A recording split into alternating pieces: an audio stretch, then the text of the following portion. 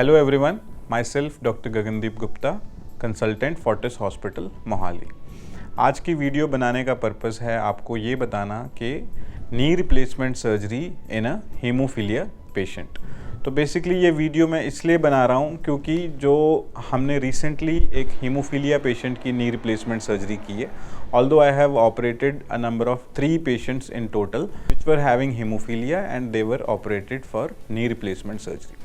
तो basically haemophilia क्या है, जिनको नहीं पता उनको थोड़ा सा बताना चाहूँगा। ये एक जेनेटिक ब्लड डिसऑर्डर है जिसमें जो हमारी बॉडी में एक क्लॉटिंग फैक्टर होता है, जो कोएगुलेशन फैक्टर होता है। जब भी हमें कोई चोट लगती है, ब्लड निकलता है, तो नॉर्मली हमारा ब्लड कुछ ही मिनट्स में क्लॉट होने लगता है और वो ब्लड आना रुक जाता है।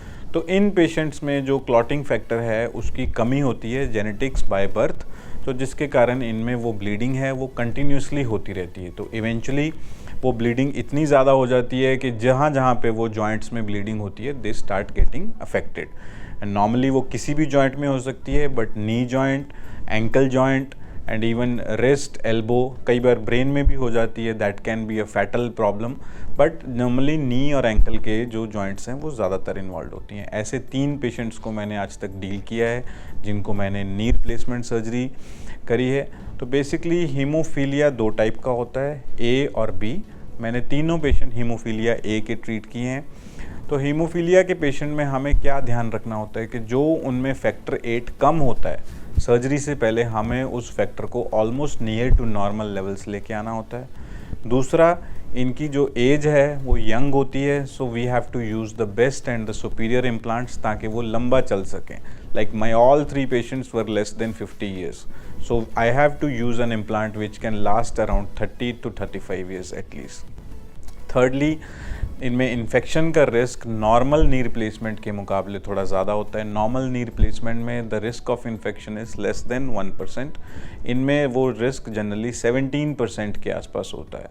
And I am fortunate enough none of my patients have come back with any symptoms of infection. चौथा क्या प्रॉब्लम होती है, जो जॉइंट्स की डिफॉर्मिटी होती है वो भी नॉर्मल जो ऑस्टियोआर्थराइटिस के मुकाबले बहुत ज़्यादा ख़राब होती है, डैमेज्ड होती है। तो मोस्ट ऑफ द टाइम्स हमें कई बार जो लंबी रॉड्स हैं वो यूज़ करनी पड़ती हैं। तो ब्लीडिंग का ध्यान रखना पड़ता है सर्जरी से पहले, सर्जरी के दौरान और सर्जरी के बाद। तो basically it's a challenging condition.